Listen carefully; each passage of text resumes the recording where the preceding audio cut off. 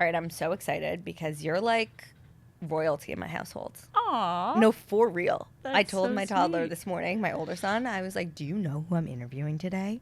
The woman who makes our ice cream. What flavors and does he's he like, like? our ice cream? I said, yeah, bud, our ice cream. Because every night, not every night, but most Sit on the nights, floor. sit on the floor. I love it. He finished, like, after dinner, he walks over to the freezer. He's like, can we do ice cream on the floor tonight? Now he opens the freezer, knows how to, like, open it, Nice. grab the flavor Nice. he wants. We sit on the ground. We all share a spoon, except for right now because there's a cold going around half of our house. Yep. And it's, like, my favorite thing to do with them. And Love it. it just brings me so much joy, and you play such an integral role in that, whether you're aware of it or not. That's so cool. And like the days that we get delivery, you would think it is Christmas morning with that kid. Totally. He's like, what do we have? Sits down, I explain every flavor to him. He loves them all. Fun. Loves Fun. them all.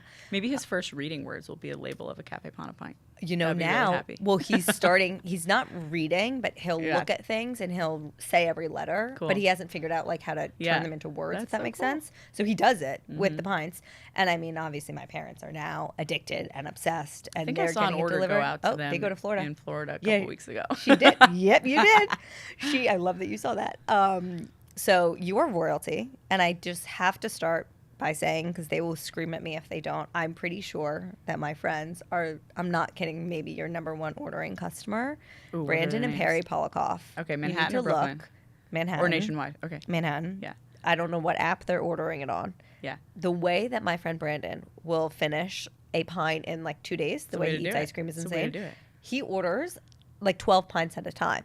Yeah. Like half of his salary is going to Café Pana. Yeah, you know, I love to hear that. Thank No, you for telling obsessed. me.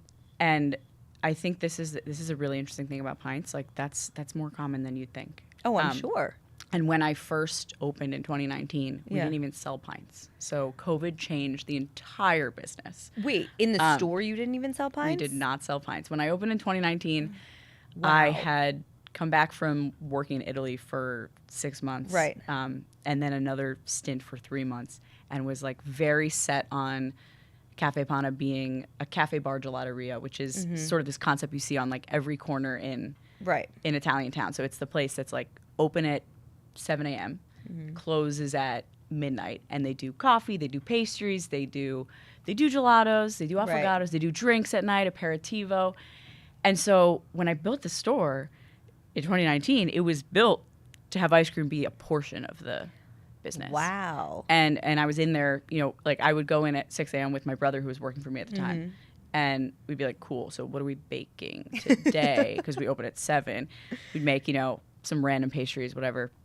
And we were open for like coffee in the morning. It's a long business day, 7 a.m. to 11 like, p.m. What? That's insane. We're only doing scoops at the time. So Okay. people come for scoops. And then COVID hit in March. We'd opened in September. And, right? It was March? Yeah, 2020. March. Yeah, March 13th, that Friday. And we're very, I think, you know, I'm lucky that with ice cream, it's not a huge leap to say, like, how can you serve this to go? Right. Right. People Yeah. already understand how to buy ice cream in pints. Yes. It was harder for like fine dining. Where Totally. it is a big leap to say, okay, we're gonna try to sell you our filet mignon kits at home. Yeah. So in a lot of ways, and I know this for a fact, like a lot of my colleagues in the industry who have kind of more fast casual concepts like pizza, ice cream, it was actually good for us because we're able to figure out a way to like reduce. We now operate like half the hours that we used to. Okay. We're open only from 1:30 to 9:30, 5 days a week. Wait, I didn't even know that. But we can sell 3 times as much because of the format that we're selling it, which is pints. And Right. also because we added online ordering and gradually as I mean, we Gold reopened Belly, I'm throughout sure, must have been a huge addition nationwide. for you guys. Gold Belly is actually, interestingly, it's more like a wholesale margin, the product Okay, itself. yeah. I don't know how much you want to talk about business. No, but yeah. But, you know, like a pint of ice cream. So we make everything in-house at our factory Which in is why Brooklyn. it's so amazing. Everything literally hand-packed into the pint. There's no filling machine. There's Wow. It's human hands. So for a pint of ice cream, we can sell that from our stores for $14. So, and that's also, you know, when your friends order delivery, they're buying the pints for $14. And that's, you know, that cost includes all the ingredients, which sometimes we spend like up to $7 Well, I on the was going to ingredients. say, I would imagine that some people give feedback of like, this is so expensive. but I don't think they're realizing like what is going into these ice creams. Yeah, and setting them so far apart from the rest. We don't get as much of that as you think. I think it's a combination of of the fact that that's actually standard price for now. artisan ice cream. True. And the customer base. Yeah. And New York.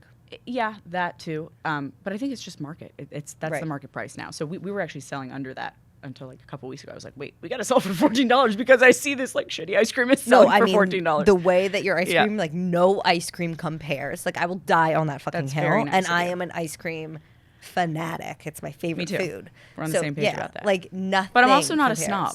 I don't think you are either. No, like, no. All ice like cream I'll is eat great. any ice cream. Yeah. But nothing compares to Café Pana. That's like, very kind of you. I mean, so the ingredients themselves cost a lot. Right. And then, of course, labor and then the packaging. And right. It's everything, right? So we got to take a little something home just to keep course. operating. But anyway, so we can sell that pint from the stores for $14. Mm-hmm. When we sell a pint wholesale, which is to other businesses. So we're in a handful of specialty stores, some restaurants. They live near is it Butterfield, yeah. Butterfield, yeah, and yeah. they also love the Butterfield special. Right, yes. right. So those, when you're selling to other businesses, you know, it's normal for you to sell at a little bit more of a cost. So those we're selling for like $10 a pint. Okay. And then with Gold Belly, it ends up being about the same cut. So it's more of a wholesale channel for us because if you think about everything else we're adding on top of that, we got to pay for dry ice. Right. We got to pay for shipping, which is like very expensive, and it has to be overnight with ice cream. So Gold Belly's a great channel, and we only recently negotiated with them. We're like, wait, we kind of need to make a little bit more on this. Right. But yeah, I wouldn't have done that if it weren't for COVID. Wouldn't have started packing the ice cream in pints if it weren't for COVID. Mm-hmm. The whole production operation changed because of COVID. We were previously making ice cream in our machine and putting it into these gelato pans, making maybe like 30 a day. Now we're making shifted everything. 15,000 pints. Are you still getting a lot of visitors? I mean, I remember pre-COVID going to the store and whatever that school was around the corner that would get out at like 3 o'clock. The line was so insane. Yeah. It was like the hottest bar in town. Yeah. Are you guys still getting a lot of like scoop visitors throughout the day? Yeah. Oh yeah. The scoop business is still like that's like the experience. So people come to have the experience of like getting a freshly scooped and sundae. Avocados. We still change our sundaes weekly, change our avocados weekly, change our soft serve weekly, change our flavors daily. This is the thing that's kind of like that's insane. No, that's insane. Yeah. Okay, so is there like an elevator pitch that you would give someone on what Café Pana is, or how it's separate from other standard ice creams that you're seeing? I don't like that question. Maybe because I don't like answering it. And no, I also just like I truly love all ice cream. But you have to acknowledge that it's so different. I think it's different because we change the menu every day, and because I'm coming up with the flavors, and the flavors are a combination of like what ingredients are available. Yeah. What if I get an email from a customer, which I get dozens a week. Hey, I was just in name a city. Portland, Oregon. I was just in Portland, Oregon. Like I had this really good coffee with orange zest in it. Like, can you do a pint that's like they're giving you suggestions. Nonstop. Really? And so this is the fun thing about ice cream is like, and it's the same, I know this as a consumer of ice cream, like it speaks to your soul in a way that just going to grab salad for dinner doesn't. Like people are hyped up and emotional about ice cream. Yeah. And the flavors speak to people differently. So by changing our flavors every day, we have the opportunity to like speak to the mint chip people, speak that language, but also like the rosemary chocolate chip people today, and everyone is kind of getting listened to at different points and getting spoken to. And like, for me, the fun of it is like getting to speak to, that's how I communicate. I communicate through our menu, like really. And I think it's also a way to, well, it definitely keeps the team on their toes. I'm sure. It keeps me also, it's a forcing function for me to stay like super, super involved in the operation. There's no way that I'm not super involved in everything we're making every week because. Yeah, but then can you ever take a time off? Yeah, so I can, and I just did last week. Went to Jamaica. Okay, good. For a little baby moon. And it's because I have a great team now, but we're like almost 6 years in. So but also the way we plan production. Like if you really want to go into how the flavors work. Well, I do have some plan questions. months in advance. Yeah. Okay. Well, for anyone who's listening who is not familiar with Café Panna, I can give an elevator pitch. Yeah, you. Sorry. Well, no. Like, Hallie didn't do it. I just feel like for anyone listening who isn't aware, it is the most flavor-packed, fresh, so fresh. Right, because it's being made every day. So that's right. maybe artisanal, unique ice cream experience. Very kind. That is, no other ice cream holds a candle to it. And I will say that with my whole chest. So that is Café Pana. Very sweet. And I'm curious, like you come up with these insane flavors. They're so good. I have to say, the Super Bowl package you sent me, I refused to touch the Chiefs ice cream before the game. I had it after we won the Super Bowl. I brought it to my friend's house this past weekend. It is so good. Nice. Like these combinations are next level. Even the fruit one. Oh, I love fruit ones. Good. Love fruit ones. Yeah, and I think that's also what separates you apart is that the fruit is fresh. Yeah. It is so fresh. How do you come up with these flavors? So that's like the fun part, the easy part, the thing that I bring to the table. Okay. I mean, I've been cooking my whole life. I grew up in a family in the restaurant business. When I came home from school and like did some homework, I would just like read cookbooks. Like, wow. Like, been obsessed with, and sort of knew I wanted to have my own place of some kind. Having seen my dad do that. And in college, I worked in kitchens, not in my dad's company. I went to Italy and worked in a kitchen there, some places that were more local. And I just like always appreciated like that type of work more than, I was sort of like less interested in the many recruiters that were coming to the campus for like consulting firms and like law firms. I would just wasn't interested. I think I've done an office job once in my life.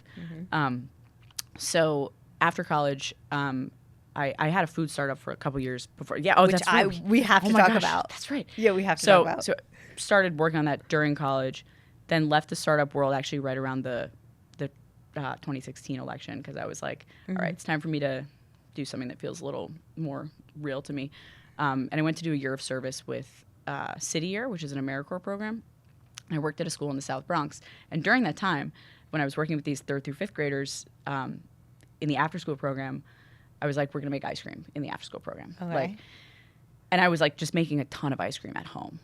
I was actually living at my parents' house at the time. So their kitchen was ground zero for me, just like making endless batches of ice cream in those home machines where you have to freeze the canister overnight. Yeah. So, and just before that, I'd worked at this kitchen in Rome for 6 months. So I was really like inspired by Italy. I was really thinking about this concept of cafe bar gelateria. Really want to bring that to New York. Very obsessed with ice cream. I had my own ice cream Instagram account at the time. Are you kidding? Where there's nothing on it. No, I've literally seen you through so many chapters of your life now that I'm thinking about it. So that, I mean, I speak ice cream consumer big time. So then I was in the Bronx and I was like, okay, I'm making all this ice cream like every single night. Let me start selling it in pop-ups. Because after I finished the school year at PS 154, I think I like want to go back to Italy, like crystallize this concept and come back and do the thing. So I started selling in pop-ups at a cafe by the school. Like, I don't even know what question I'm answering right now, by the way. Honestly, I don't either, but I love the direction we're going. So I feel like it was about, no idea. I actually have no idea. Maybe about the ice cream. How do you create the flavors? Right. How I create the flavors. Should I go back to that? No, keep going. Okay, so every Monday, I would take over this cafe in the South Bronx that I would go to during the week because they were closed. And I was like, can I just sell my ice cream on Mondays? And I know you're familiar with this like type of pop-up hustle. And so, I made an Instagram account, made a name, made an LLC. Was it Café Pana at the No, time? it was Triple Panna. Okay. I'll explain that later. Yes. It means triple cream in Italian. Okay. And that's what they called me at my favorite gelateria in Rome because doppio panna means double cream. It's when you get panna cream in the cone and on top of the cone. Okay. And then triple panna is when you also get it on the side. Got it. That was me. And I spent like truly that whole year trying to find my favorite cream in Italy, and like literally going to every single gelateria. I love this, and I'm so jealous. When I was working in this kitchen, like before every shift, after every shift. So I'm in the Bronx selling this ice cream, and like people are coming week over week, you know, just changing the flavors every week. We're going to do Hungry Ranger this week. We're going to do cherry brown butter this week. We're going to do, and I was like, okay, this is it. Like I'm just so excited about this. I really want to do this. So after the year ended, I went back to Rome and I worked at my favorite gelateria, which is called Odaleg in Rome. If anyone's been to Rome, they definitely have been there. And I spent like 3 months there just kind of crystallizing what was it that I really wanted to do. I already kind of had my own recipes, but it was really cool to get the experience there of seeing how every single day they changed their menu, because it was like, okay, we're going to the market, we're going to get these, we got carrots, let's make a carrot sorbet. We got these great Sicilian almonds. Okay, we're going to make Sicilian almond and fiordi latte, you know. So very different in Rome than in New York. Way higher volume in New York that you have to do. But still the model of like making it fresh daily, changing the flavors daily based on what's inspiring, and serving product that's made no more than 48 hours in advance. And what's the process of, because I know we have like the core flavors. Yeah. Like cookies and panna, odd stream, red flag, chocolate. Is that one of your standards? Vanilla. Yeah, you got one more. It's Italian. It's Italian Oh, sounding. Stracciatella. Yeah, Cafe Bianco. I can never say it. Uh-huh. Okay. Nice. I will say. And chocolate sorbet for the. Oh, chocolate sorbet. Okay. But then you bring back some. Yeah, like the blonde. What's the animal one that you just showed That me? one's like a slightly different version of it, but yeah. Oh, it's different? Okay. Yeah. Because some But this is the thing, right? Which I love. You can iterate nonstop. Yeah. There's infinity combos that can be made.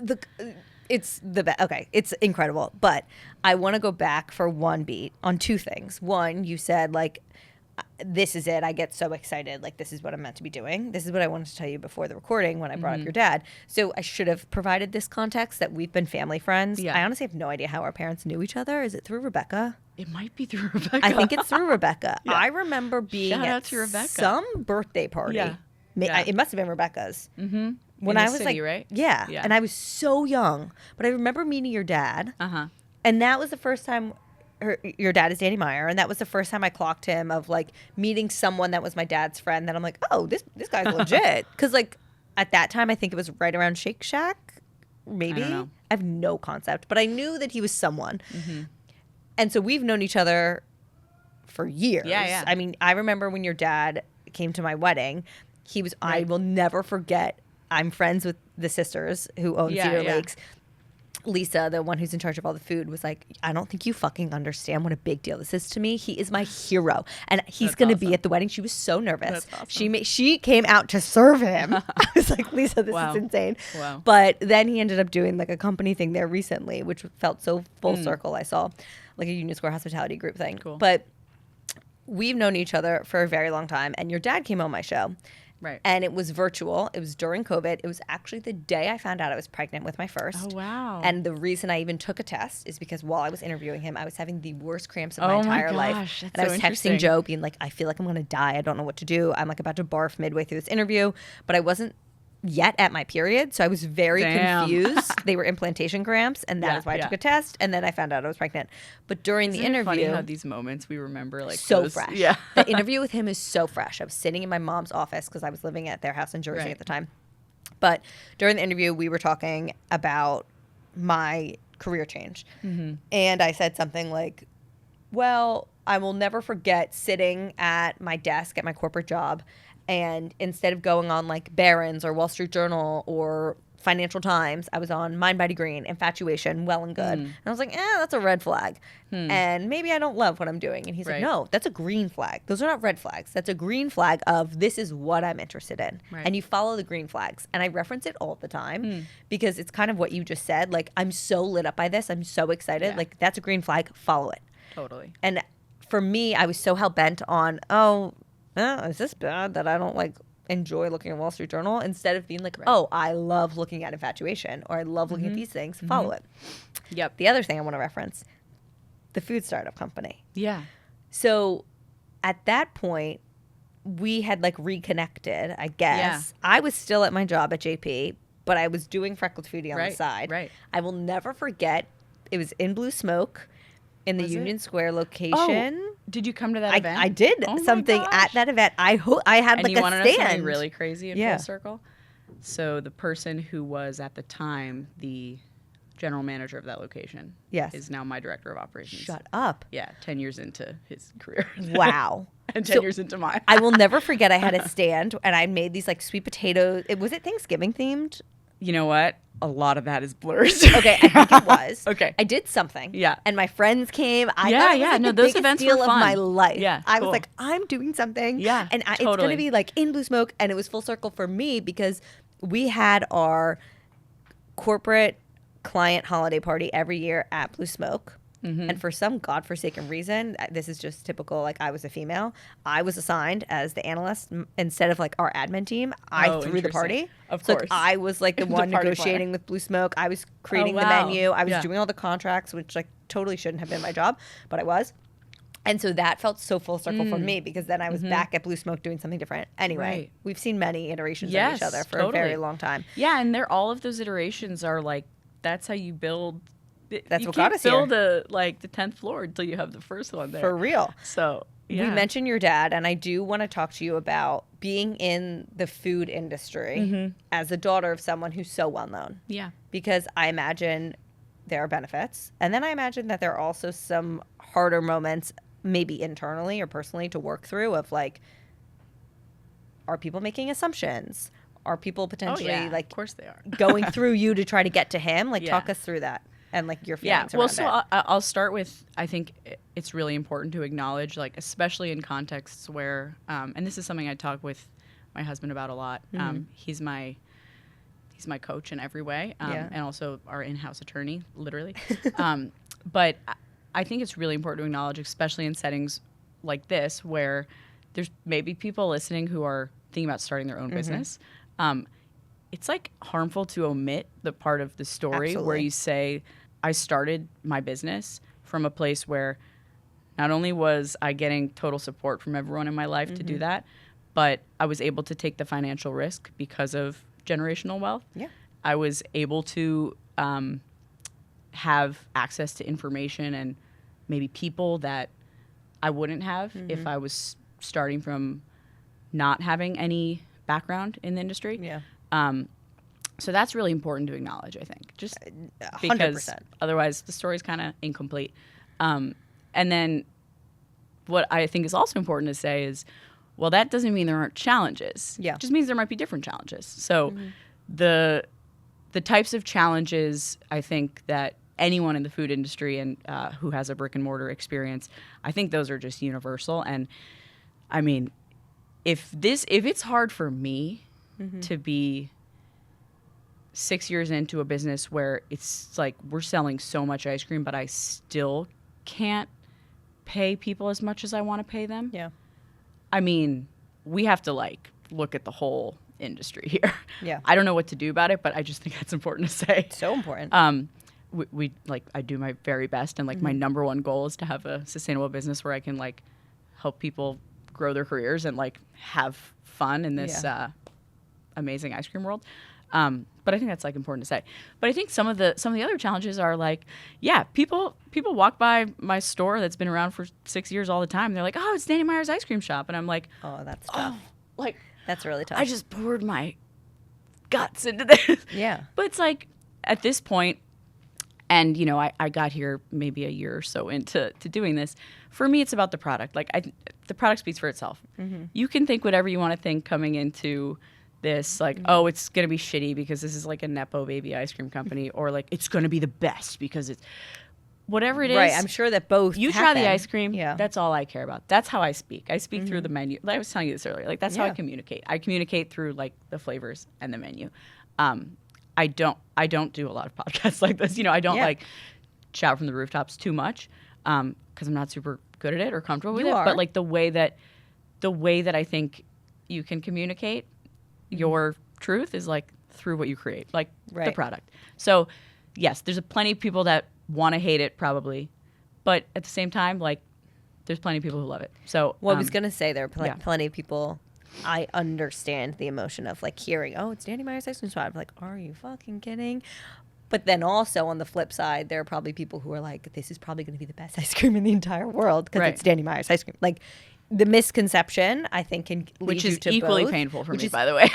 well, I'm sure, because then it's Yeah. like, really, do you feel like you've set, or other people have set really high standards for Totally. yourself because you're Danny's daughter? Totally. And again, there's that's not all negative either, right? So the standards I hold myself to are probably a result of growing up, getting to go to really excellent food establishments. Not just my dad's, just being exposed to the industry and getting exposed to different flavors and institutions across the world through travel. But there's a lot that that's good.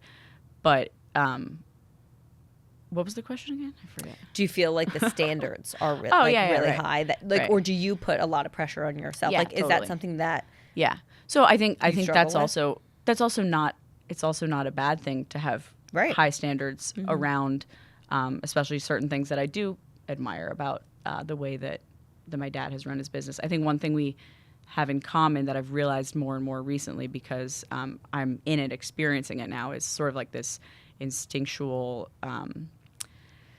fear of or rejection to scale, which ultimately I think is healthy to have at the beginning. He didn't have a second location until 10 years in. Right. I had a second one 5 years in. Like, still feels slow to a lot of people. You're probably gonna ask me, well, what's the 5-year plan? Like, I'm not gonna ask you a 5-year plan, but I did have a question about scale. Yeah. So that's definitely something I'm like, wow, I see where maybe I got that from, and that's not a bad thing. At the same time, as I wish people would realize just how different our businesses are. Like, the reason I love the ice cream business is actually partly because it's not a restaurant. With a restaurant, you have to perform a play every single night. Right. You got to Especially put on the his restaurants. costumes. You got to have all the right lines. You got to get like all the people ready to do their performance and do an entire new one every single day, every single service. For us, we're touching people's souls like in the same way that really good food does, but our points of contact with guests are a little bit more limited to, hopefully we're really nice to you at the register. Hopefully we are wiping down the tables in the cafe. Hopefully the DoorDash order gets to you quickly. Like, the pints are in good shape on Goldbelly. But being able to produce a product and then distribute the product for other businesses to sell or just for people to experience offsite it's a very different business. It's a production business. Very different. But of course, there's so many similarities, and so I can't deny that people are going to compare me and hold me to those standards. But ultimately, like, I actually don't think about it every day because I'm just so product, like, all about the ice cream, like, obsessed. So I mean, that's what it's about. When you're creating new flavors. There's not time to think about anything else, quite honestly. That would keep me up all freaking night. Exactly. In terms of scale, that was one of my questions. Do you see yourself being an ice cream company that's sold in like a Whole Foods or a Wegmans? Like, is that a goal for you, or do you feel like you lose? Because I won't get specific, but I do feel like there are ice cream brands who are like in the more artisanal, hand-packed world. And then when they start to scale, they lose a bit of that, and you can taste it. And I don't think that's anyone's fault. It's the fact that you eventually move to machines. So, like, it's there, it's real, it happens.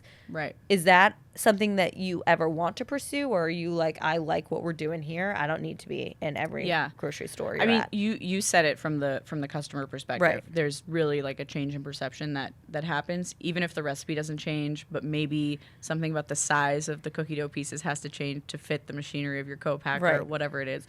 So that's definitely a fear of mine, and that definitely plays into kind of having this pause on wanting to like blow things up. I think the other side of it is that I like with these two locations, I don't feel like I'm on steady ground yet. Like like I have an 8-month-old and a 6-year-old. Like, they still need a lot of attention from me. My head just got so turned around because I thought you were talking. Literally, That's I was how I think. Wait a second. No, but you this just is told me your daughter this is is the how same I age as think my about. son. No, but they are kids. Yeah. So okay, sorry. And once we opened when we opened Brooklyn in July, my mind was like, oh, this is what it's like to have two. It is a kid. Changes everything. Yeah. Because, so to answer your question, I don't particularly want to be in Whole Foods or big grocery store chains.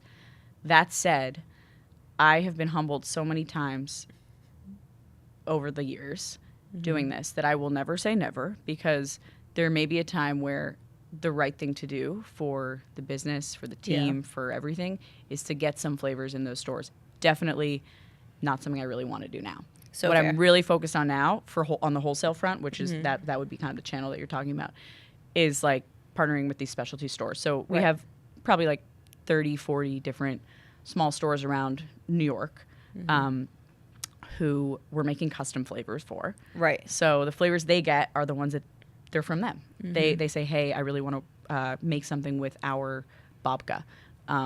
So they give us the babka, we infuse it in the base, whatever it is. We do a fudge swirl, we do something using their cookie crumbs. Those types of things. Those are really fun. So fun. We also sell the classics in higher volume to some of those stores. And then restaurants. So chefs who are doing plated desserts are buying pans to scoop from. Right. So that's the wholesale right now. Okay. So as of 3 years ago, we were producing everything out of the Manhattan location. This tiny, I think you saw it. So small. Yeah, I went down there. You need to come to Brooklyn and bring your kids. Like, it's amazing. Oh my God, it's like a Willy Wonka factory now. Yeah. So I had just signed the lease for that Brooklyn location that we have now because it was getting to the point where it's like we are capped. We're capped at the amount of ice cream we can produce. We got more demand than we have supply. One location, doing well. Looking back on that time, I'm like, that was such a beautiful time. It was so much easier. So simple. Yeah. And but that's like, for me, that's a healthy reason to grow. Agreed. Great. We have more demand than we have supply. We need to open a new facility to make more ice cream. So opened that in July, and it took months to learn how to work 2 locations. Still don't have it down pat. But we're kind of at the point again now. Not that we need more space to produce, right? But that, like I said, we only operate to the public 5 days a week.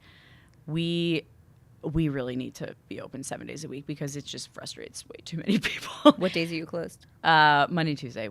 Okay. We're making ice cream every day. Right, but you're not open to the public. So we need to expand our ice cream production in order to expand our ice cream selling, right? That's how it works. So we're at the point again now where it's like, all right, the demand is exceeding the supply. Yeah. So it takes a lot to like fix that internally. And I'm not separated enough from the business operations to really say things like where we'll be in 5 years. That's so fair. I'm like, and I think that's good. Knows. I think that's healthy. Like you could have never known that COVID would happen and that you would lean so heavily into pints. I think another thing that's really lucky is like I don't have investors breathing down my neck saying you have to open.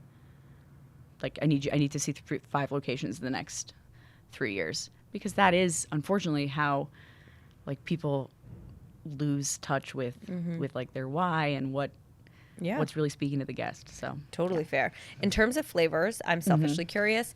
Have there ever been flavors that you do not love, but your team loves, or will be a customer base? And all the time. Like, can you give me an example?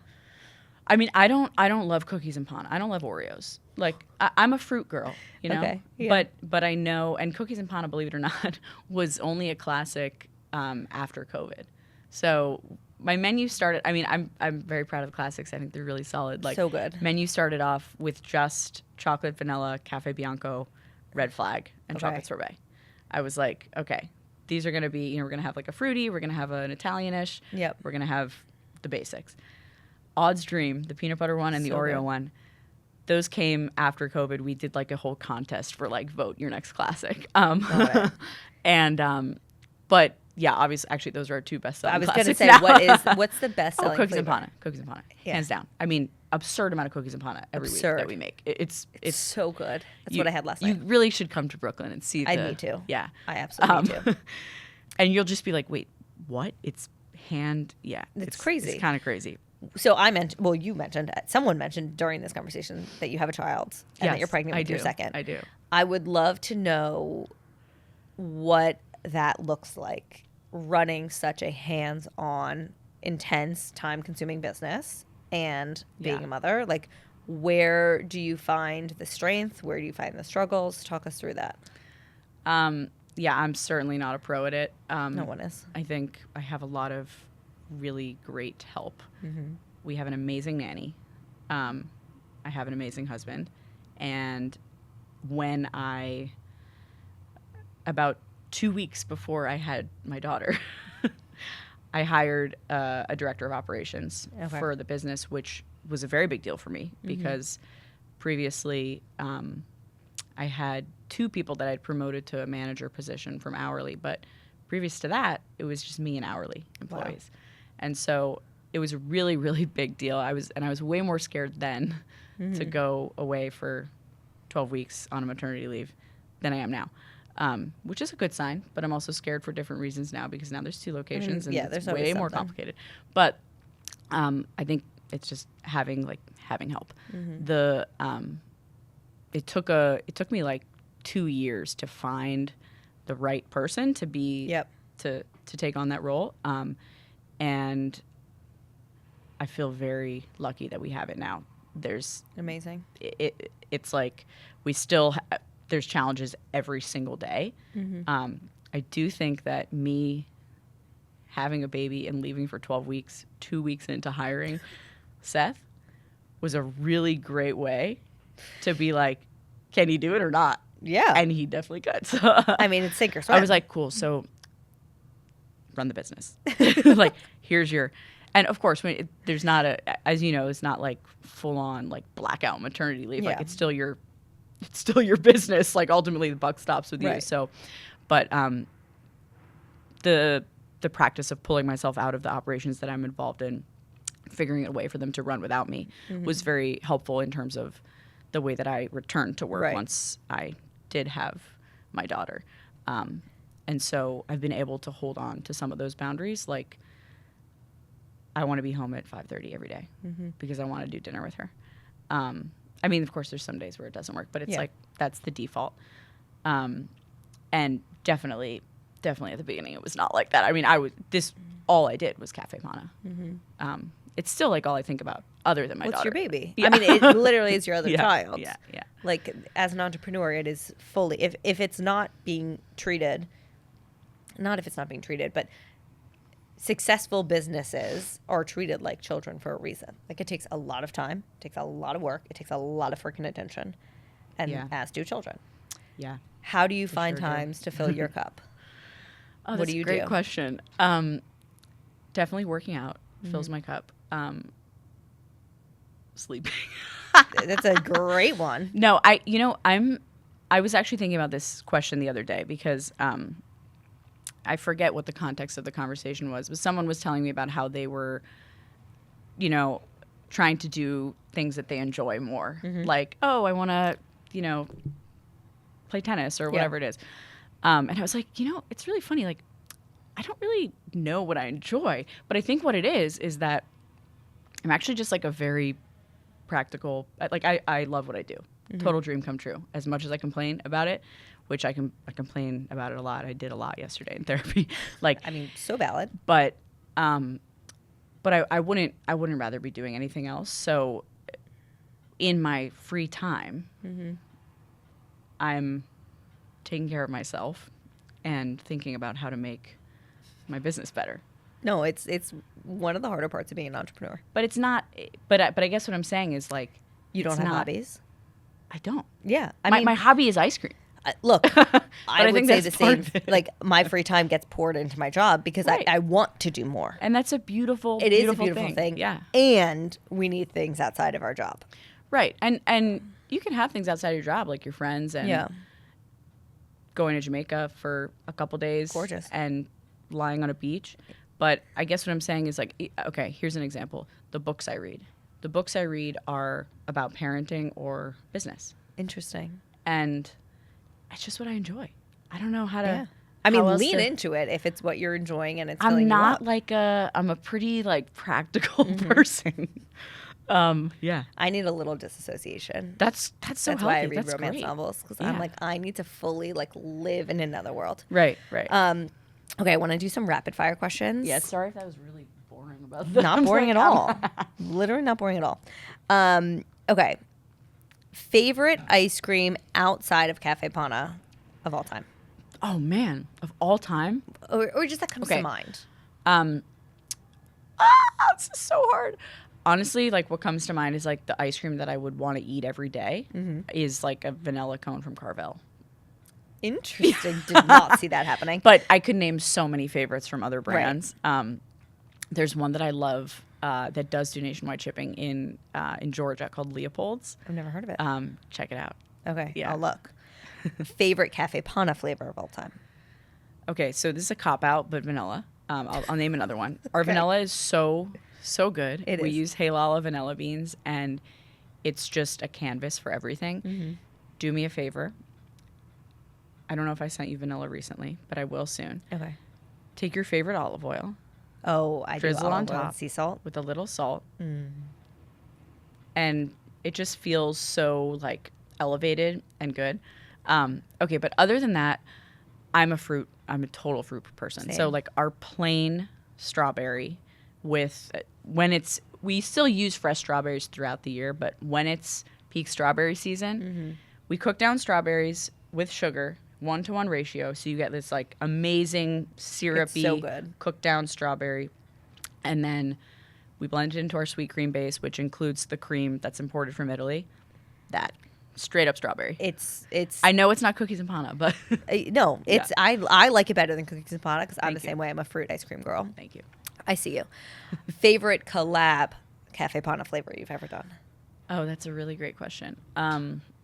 Well, since there've literally been infinity, So many. I'm unable to go back. So I'm going to go forward Okay. with one that I'm excited about. Yeah. Which is Kate's Key Lime Pie, which is the best Wait. key lime pie in New York.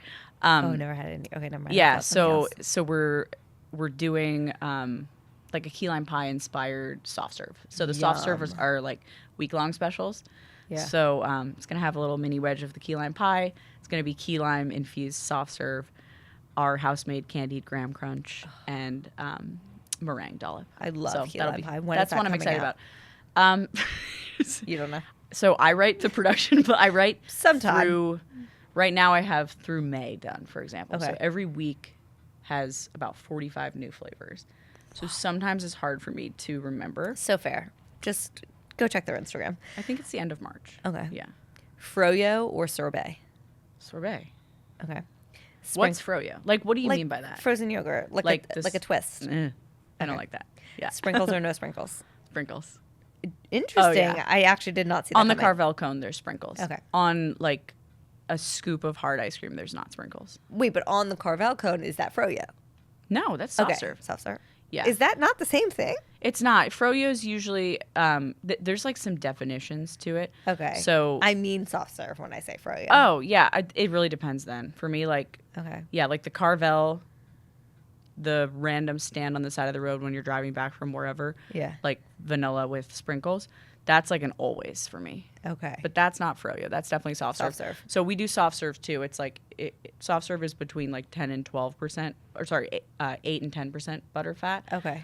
Froyo is like Like yogurt. like yogurt. I don't actually know if there's a required amount of actual yogurt in Okay. it. But like the trucks around Manhattan That's are soft serve. Yeah. Okay. Well, now, sorry, good can I go stuff. back? Yeah. Soft serve or sorbet?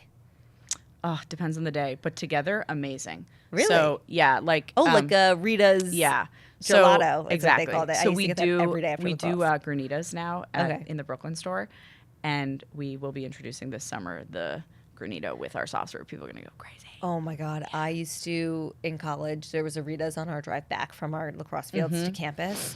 And we would get it like as soon Nice. as Rita's Nice. opened every day after practice. And I would do the vanilla soft serve mango. Nice. And now ice, imagine and if then the vanilla mango salsa. was Real actually made mango. with mango. How Not good just would that be? dyes. Right? No, oh my God, it's so So, good. yeah. That was one of my top pregnancy cravings for my second, actually. Oh, the granitas are like I eat one every day. The lemon, sour lemon. Cone or cup? So this is a weird one. Cone Okay. is my answer, but we don't sell cones at Café Pana, That's why I was wondering. and it's totally a business decision that no one seems to care about. Really? And so we did do cones pre-COVID. Another change pre-COVID. Yeah.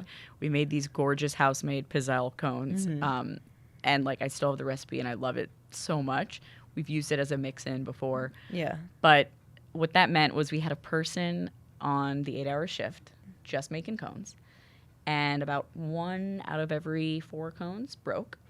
So you had a person on the shift making these cones that you really had to charge like $6 per cone to make it make any sense. And so once COVID hit, it was like, you know what? We're going to take these out, and no one peeped. Really? That's kind of So, fascinating. Yeah, well, they peeped, but I was like, well, you're still buying it, so Yeah, I don't. so it doesn't matter. So we don't do cones at Café Pana. Waffle or sugar cone? Sugar cone. Yeah. Okay. I mean, pizzelle cone is the answer. The Yeah, but like at a state, like I'm thinking wafer. Okay. Yeah, the one that you get the carbell in. The Isn't really that a sugar? That's like that's a wafer cone. The What's the this one? That's a sugar cone. Yeah. And then what's the square one? The square one is a wafer cone. Okay, so you would Yeah. go wafer cone. I do. Yeah. Okay, that's fair. It's a little bit more gelato reminiscent. Like the Cafe Bar gelaterias have those kind of like really Things. papery, Yeah. like really paper waffle or wafer cone. It's just a vehicle to be able to lick. It's not like about the flavor. Okay, I get that. Yeah, I so. get it.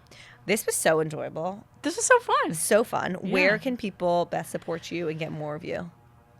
So if you're in New York, come to one of the stores. We're in Greenpoint and Gramercy. Or you can get it delivered to your couch, which a lot of people like to do this time of year. If you're in another state, you can order on Goldbelly for nationwide shipping. And if you want to have a birthday party with your kids at our store in Greenpoint, Fun. come hang out there. Oh my God. Yeah. Everyone should go check out Café Pana. And we're making a flavor. Yes, Which we I'm are. so excited about. In April, right? Yeah, we got to Okay. figure out Cool. timing. We'll do it when this episode releases, we'll try and make it for that week. Great. Yeah. I'll include the actual details in the intro. And I'm so excited. You're making Yeah. my dreams come true. I'm so excited. So thank too. you for doing everything. Of course. My ice cream fairy Thanks for godmother. having me. Of course.